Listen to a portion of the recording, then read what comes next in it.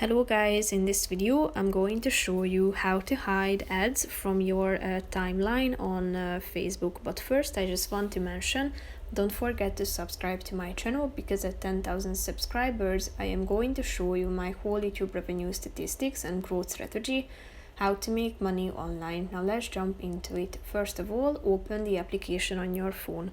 After that you should click on this home button down below in the left side corner of the screen. Select the ad that you would like to get rid of, tap on this more button, this three dots icon, and after that click on the hide ad option, which is the second one. Never see this ad again. It will be removed from your timeline, and here you need to give an explanation why you would like to hide the ad.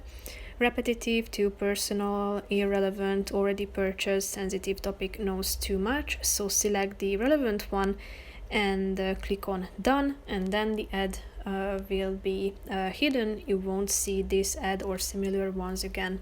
So that's pretty much it for this video, guys. See you in the next one. Bye bye.